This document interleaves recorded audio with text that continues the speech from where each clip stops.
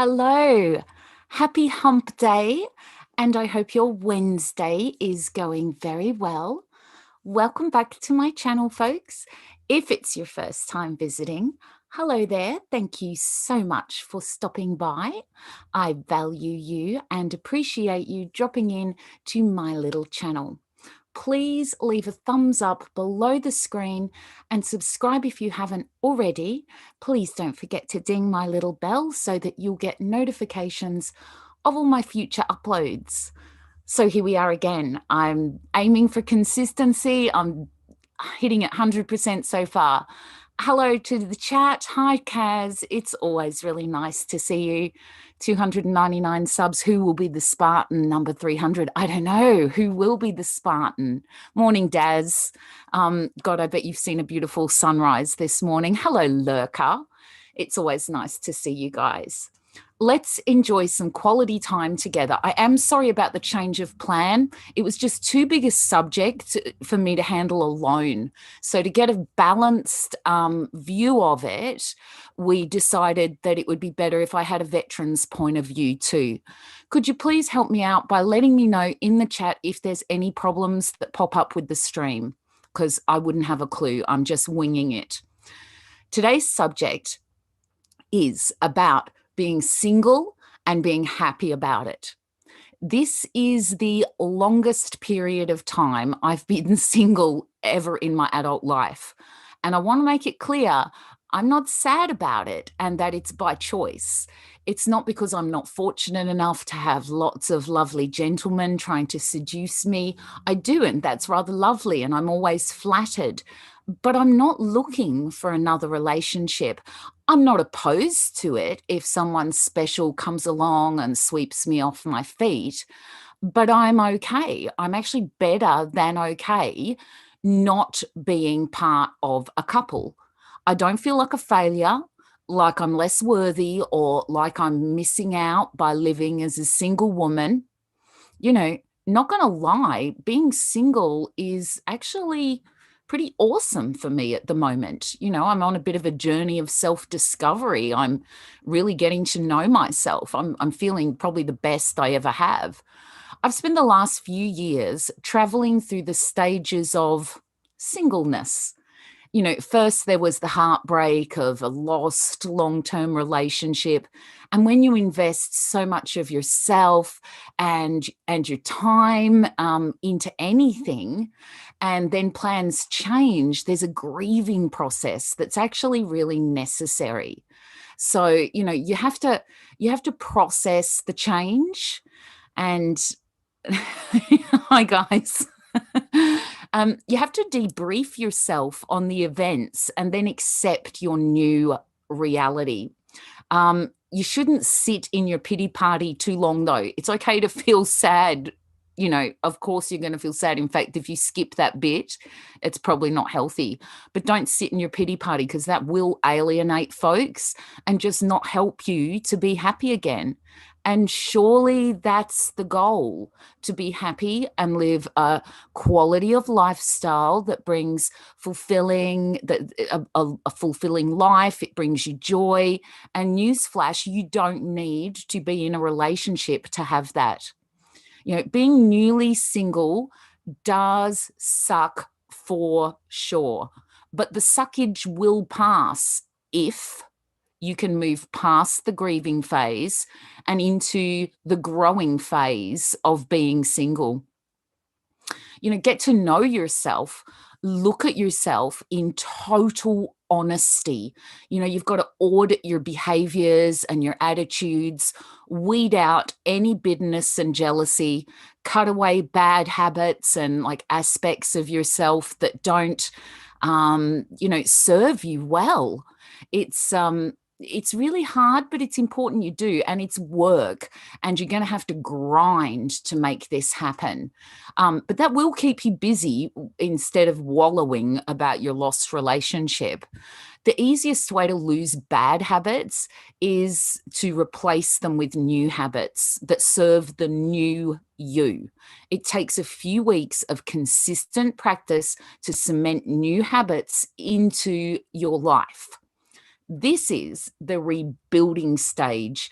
This is where you're able to decide who you are and what you want from life. You know, you get to invent yourself, but do it in a genuine way. It's you don't want to be, you don't want to just build yourself fake. You know, if you skip the self-auditing stage of healing from a broken relationship, you might fall into the trap of just projecting an empty image of what you want others to see you as, instead of being the real deal and a genuine version of your better self, you know, with depth and integrity. So, oh, hello, Rose. It's nice to see you here, darling girl. I will get to the chat soon. Sorry, I'm just going to gab on a little bit. Because if you've ever watched Big Brother or a show like Survivor or something, you'll see the contestants change over time. And I think it's because we can only hold up like a false image for so long before that mask slips. And it must be a heavy burden, always kind of faking it, hoping you'll magically make it somehow. And that's not the way to be happy or content being single, because you're probably going to be spending a lot of time with only yourself for company. And it will feel you will feel very dissatisfied if you're pretending to be one person to society to project an image, and then an entirely different person when you take off the mask and you're sitting at home watching TV. You're going to feel that fakeness, and that's going to lead you to feel very dissatisfied. Keep your life simple also by making those genuine changes. You don't have to be perfect, but do improve yourself. This will create a satisfaction with who you are. You'll be able to create yourself into someone you like. You know, create your surroundings into somewhere you like to be. And that doesn't mean spending a lot of money or anything. It means just look after your environment, make sure you're happy, self-care. Do things you like to do, not things that necessarily medicate the loneliness you might still be having trouble with. It's okay to like cry into a punnet of ice cream or a giant bag of crisps for the first night to get you through. But after that, it's not going to serve you or your future happiness. You know, if you find yourself feeling the urge to like quickly enter into a new relationship, you might have codependency issues. And this is going to sound quite serious, but it could be. You should probably go talk to your GP about it, because they can refer you to a counselor who can actually help you root out the cause so that you can heal and be okay with being in your own company indefinitely, even if you never get another partner. There's no shame in that, because that's a real issue. And I think I don't know where it stems from, maybe childhood, who knows? I'm not an expert. What do I know? But there's certainly no shame in it. If you don't sort out codependency issues, you might even be sabotaging any future relationships that you get into. All right, now I'm going to go and have a look at you guys. How about you guys? Are you single and are you happy about it? Do you feel like you need to be one half of a couple to be content? Oh, Jody Stevens, it's so lovely to see you here all the way from the US. It's really lovely. Hi, Addie boy. Good morning. Yeah, I think it's important for them to embrace singleness. You know, I see a lot of folks in church even desperate, you know, thinking God's got someone out there for you, but his plan might be that, no, maybe not. And you've got to accept that you're not less than because you're not one half of a couple. So it's always nice to see you, JP. You'd know about this. It is complicated. The Pirates of Shanglu. It is really complicated. Like being happy and being single is complicated and difficult, but you got to do it. G'day, Keely. It's always nice to see you. Yeah, Kaz is looking forward to his inspection. I know it. Hi, Lambo. Let's have a Captain Cook at what's happening in the world today. Today's news headlines that stood out to me were there is some controversy over the Japanese town of Noto spending virus relief funding on building a giant squid statue. The statue costs 25 million yen to commission, and the controversy comes from locals who had assumed the funding would be used to assist businesses in the area who had struggled badly during lockdown. Now, I get why they are upset, but I also kind of understand they did it probably to lure tourists there. But if all the businesses are already failed, there's no town for the tourists to come to. But hey, I'm Australian, so I love towns to have big, strange statues. We are quite famous for it, but I'm not sure about the wisdom of using that funding to build a giant squid. The next one kind of concerns me. Dr. Matt Hepburn of DARPA is working on a sensor-like subdermal implant that has a gel that chemically reacts and indicates with a little light if you have the dreaded virus.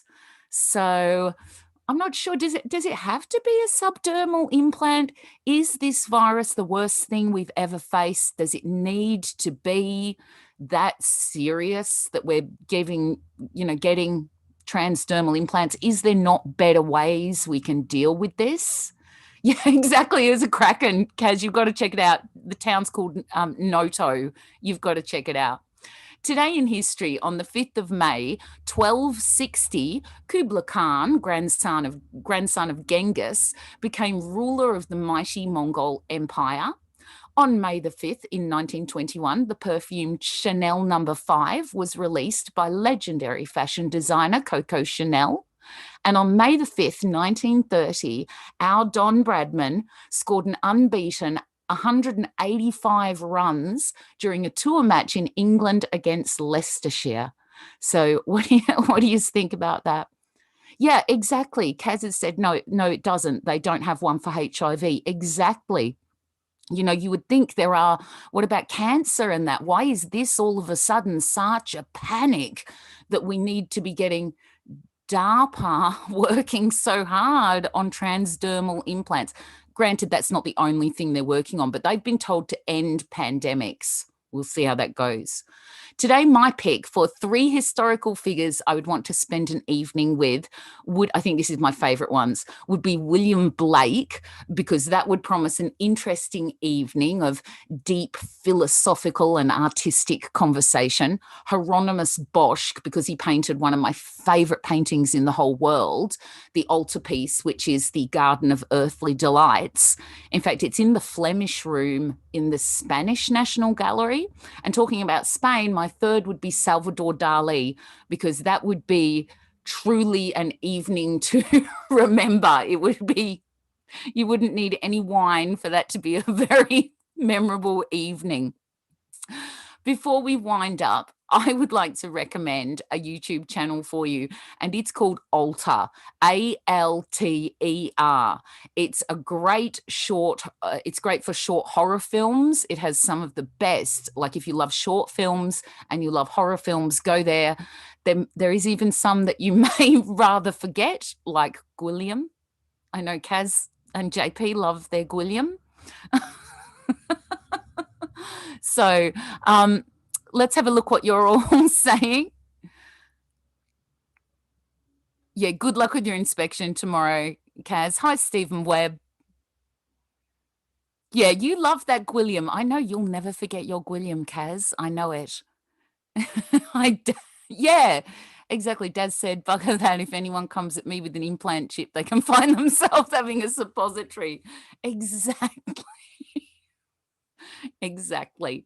All right, I'm going to get out of here now. Thank you so much for joining me again for another quick little bit of quality time this morning. Please click the thumbs up. Please subscribe if you haven't already. Please consider sharing this so we can grow this community. Ding my little bell so you don't miss out on any future content. You guys are absolutely the best. Oh, and before I go, I would really like you to, in the comments after the stream has already uploaded, could you please write down any questions you might have for a fantastic Canadian veteran that I'm having as a guest very soon. So he's also into, I believe it's Brazilian Jiu-Jitsu. So he's going to be a really interesting guest. His name is Brandon Kett. So if any of you have any questions for Brandon, put them in the comments below. And when I record my interview with him, I will certainly take them to him. Well, I hope you all have a wonderful Wednesday. Thank you again for joining me. I absolutely love you. Yep. Who will be the Spartan of my channel? I need that 300th subscriber. It's so nice to see you here, Rose. I'm really happy. I hope you're having a wonderful morning, darling girl. If anyone doesn't know, Blood Red Rose is actually my daughter and my firstborn. So I will see you all later. Love and kisses. Thanks for joining me. I will see you tomorrow. Bye.